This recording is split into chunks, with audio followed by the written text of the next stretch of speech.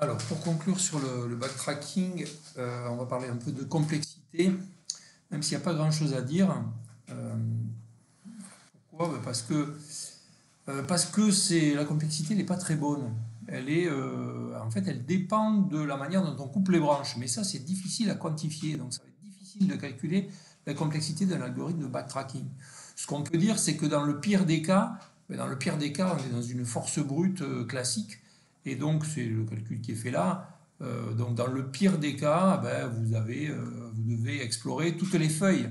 Et les feuilles, c'est le produit des cardinaux de toutes les possibilités pour chaque élément du NUPLE. Donc c'est ce produit-là. Alors on peut le majorer si on dit que chaque DI, euh, si on note petit d le max des cardinaux, là, ça permet de majorer. Et donc on va avoir sigma des puissances i. Bon, bref, on trouve une complexité en grand taux de d puissance n. Et encore, ça dépend de la complexité de ajout possible. Alors, ajout possible, là on a mis petit a, mais enfin bon, c'est pas très sérieux. Évidemment de P, donc ça peut aussi dépendre de N. Donc, bon, bref. La complexité n'est pas très bonne et puis on n'a pas tellement de possibilités, en général en tout cas, de la calculer précisément. Mais bon, on fait ce qu'on peut.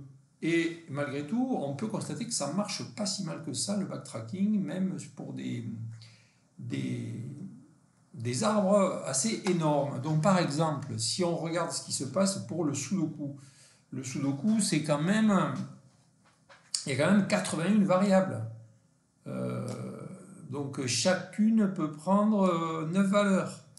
Ça fait beaucoup. Bon, il y a des contraintes, il y a pas mal de contraintes, ce qui fait on va effectivement couper des branches.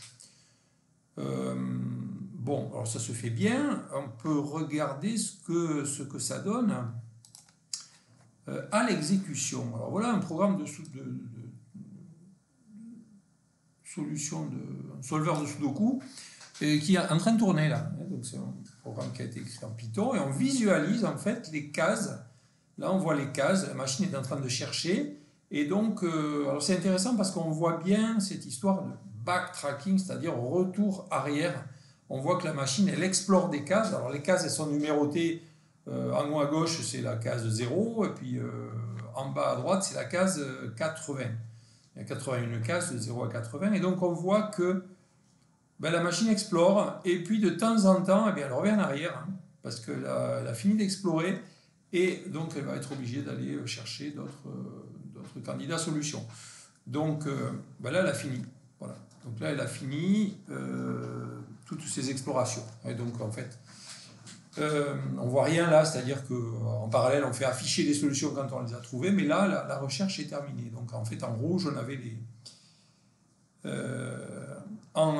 les zéros c'est des cases qui étaient vides au départ, qu'il fallait remplir, et en rouge c'était les cases qui étaient déjà pré-remplies.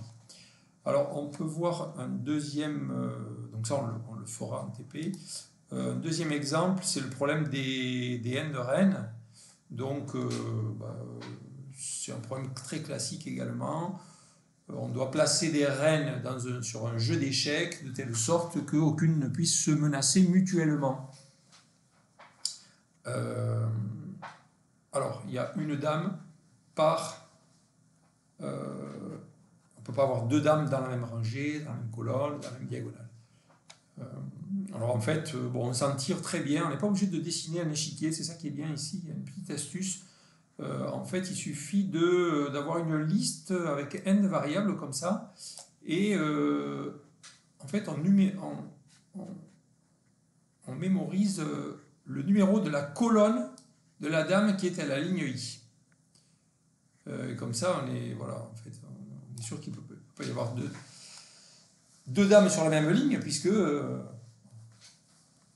on fait en sorte que cette contrainte soit déjà prise en compte automatiquement.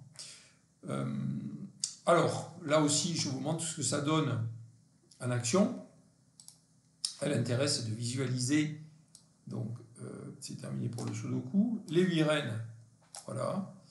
Donc, si je lance le truc, on voit là aussi la machine qui cherche à placer ses reines et qui revient en arrière éventuellement hein, dans un mouvement un peu chaotique. Alors quelquefois on dirait qu'elle a presque fini. Bon, quand elle arrive au bout, c'est qu'elle a fini, hein. Mais quelquefois elle arrive presque en haut et puis elle est obligée de revenir loin au début parce que les voies qu'elle a explorées ne donnent rien. Ça conduit à des impasses. Donc, quand on est dans une impasse, on remonte jusqu'au premier point où il nous reste des choix à explorer. Donc c'est ce que fait l'algorithme ici. Donc l'intérêt, c'est juste que vous visualisiez ce qui se passe lors de l'exécution du programme. Alors bien sûr, là, il y a une temporisation pour qu'on voit bien les affichages, ce qui fait que le programme est assez long et assez lent, mais ça, c'est fait exprès pour qu'on puisse à peu près visualiser ce qu'il se passe. Si on enlève la temporisation, le problème des birennes, il est très très rapide. C'est vraiment quelques secondes et ça se fait très bien. Et le sudoku, c'est à peu près la même chose. Voilà. Pour cette visualisation. Et pour conclure, une chose que je n'ai pas dite encore un autre avantage pour faire le lien final avec la force brute. Bon, effectivement, on peut toujours faire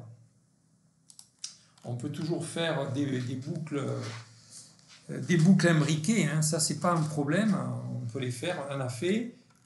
Si je reviens au tout début, on a commencé par faire ça. Mais voilà, là on est en train de résoudre un problème pour un triplé, donc on a 3 boucles. Mais si on veut le résoudre pour un quadruplé, il faudrait mettre 4 boucles.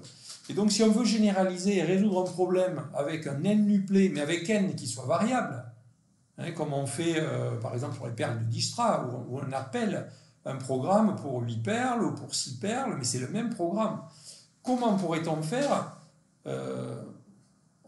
si on veut garder cette méthode force brute, qui n'est pas très bonne, hein, mais en plus il y a un autre problème, c'est qu'on ne serait pas capable d'écrire un seul programme pour résoudre des problèmes de tailles différentes.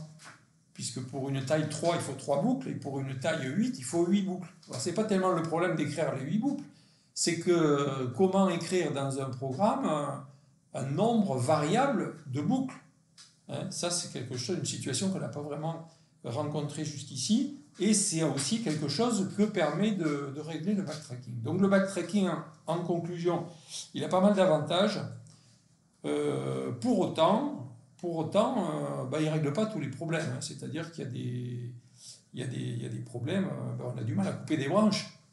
Et donc on a du mal à optimiser un algorithme qui au départ quand même, il ne faut pas perdre de vue que c'est un algorithme de complexité exponentielle, donc qui n'est pas bon du tout. Donc si on n'arrive pas bien à couper des branches, backtracking, en théorie il marche, bien sûr, mais en pratique s'il est trop lent, il faut essayer de passer à autre chose. Donc c'est ce qu'on verra dans les chapitres qui viennent, en particulier avec la programmation dynamique.